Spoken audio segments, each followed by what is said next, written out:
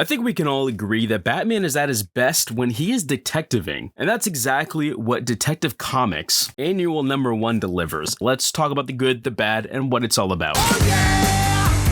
So it starts out with Batman coming down an elevator, listening to a melody, and the melody is actually Morse code for Batman, which I thought was really cool. And this elevator opens to a bunker, and there was a murder that took place in the bunker. And the man who died is like a billionaire. And right by his body, there is Batman, "Do not solve my murder," written in blood. And of course, this intrigues Batman, and so he starts doing his detective stuff. He checks through the kitchen, and then in the guy's gaming room, which he actually has this like really cool like remote controller that like levitates. And this is found in what is called the man cave, kind of like the Bat Cave, but for men, you know. And then he checks out the library. But interestingly enough, it's not actually a library. It's a bunch of screens that look like a library. And Batman kind of starts deducing that, oh, wow, the kitchen could be turned on just like that remote, and then knives start flying at him. These knives that are supposed to cook themselves are actually what turned out to be the murder weapon. Now in the kitchen, Batman finds a collection of books, which is weird because what kind of person would keep books if he has a library that isn't really books? He looks at the books, they're not cookbooks. It is a book titled How to End the Universe, and 4 pages are torn out of each copy. So he starts doing some detective stuff, and I just really like seeing Batman like this.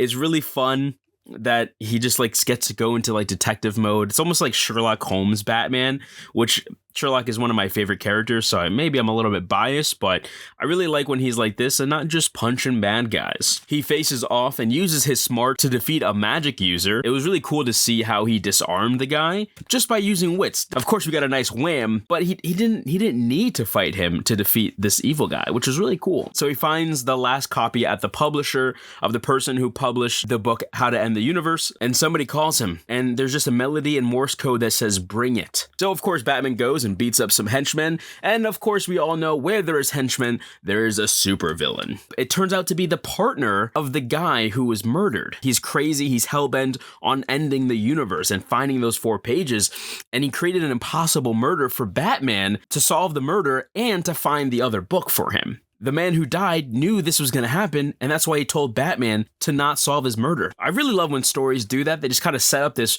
really wonderful thing and show characters who are usually like detectives, maybe they shouldn't follow their own instinct of solving something, and maybe some things are better left to be unknown. Batman stops the guy using the papers to his advantage, not showing him all the papers to end the universe, just enough to trap this man in a bubble, and he's like now in like a time stasis.